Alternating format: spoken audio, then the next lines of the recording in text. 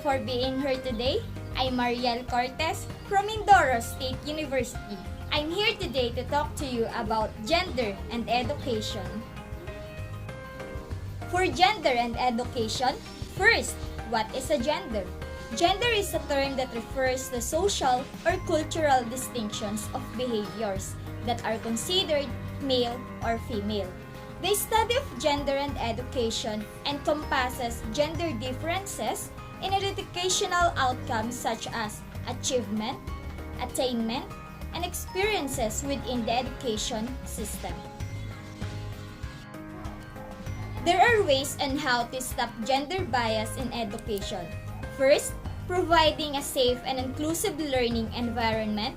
Second, national and school policies should target school-related violence. Third, gender-sensitive facilities should be implemented. Fourth, schools must provide unbiased curricular and textbooks. Fifth, institutions must be providing equal programs for men and women. In providing a safe and inclusive learning environment, the boys and girls must feel welcome in a safe and secure learning environment. The governments, schools, teachers, and students all have a part to play in ensuring that schools are free of violence and discrimination and provide a gender-sensitive, good quality education. There are responsibilities and part in ensuring gender bias in school. First, schools are responsible for addressing school-related violence and providing comprehensive health education. Second, teachers should follow professional norms regarding appropriate disciplinary practices and provide unbiased instruction. Third, and students must have a non-violent, inclusive way. There are school-related gender-based violence or the SRGBV. First, verbal abuse. Verbal abuse is a type of psychological or mental abuse that involves the use of oral language, gestured language, and written language directed to a victim. Verbal abuse can include the act of harassing, labeling, insulting, scolding, rebuking, excessive yelling towards an individual. Second, bullying. Bullying is the use of force, coercion, hurtful teasing or threat to abuse, aggressively dominated, or intimidated. Third, sexual abuse. Sexual abuse, also referred to as molestation, is abusive sexual behavior by one person upon another. It is often perpetrated using force or by taking advantage of another. Fourth, harassment. Harassment is unwanted behavior which you find offensive or which makes you feel intimidated or humiliated. It can happen on its own or alongside other forms of discrimination. Unwanted behavior could be spoken or written words or abuse, offensive emails, tweets, or comments on social networking sites.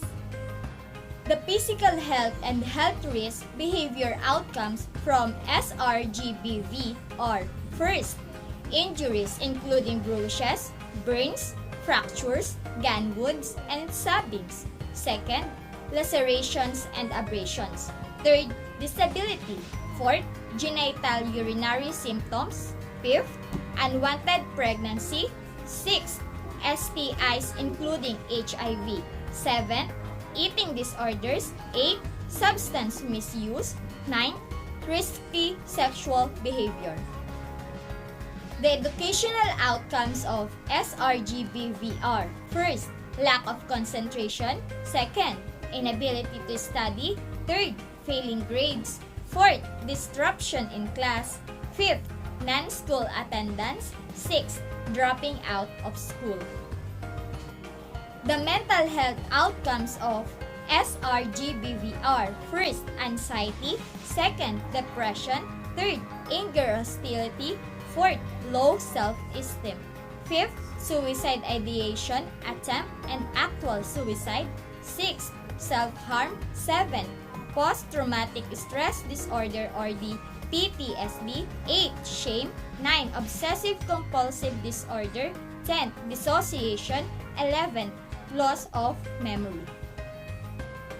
According to 2013 Anti-Bullying Act in the Philippines, they requires all schools to adopt policies to prevent and address acts of bullying.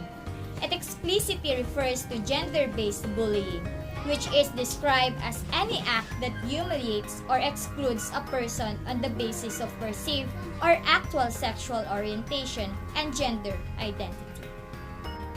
The gender-sensitive facilities are: first, inadequate sanitation facilities for girls during menstruation can have a negative effect on school attendance. Second, regulations requiring separate toilet facilities for boys and girls can help. Third, combined with the lack of waste bins, the poor facilities contributed to girls missing school during menstruation. Fourth, school inspections play a key role to ensuring that schools adhere to regulations. In school-based comprehensive sexuality education programs, the programs focus almost exclusively on HIV as a motivator to encourage students to delay sexual activity and have fewer sexual partners and less frequent sexual contacts, according to Foner 2014. Gender and Human Rights.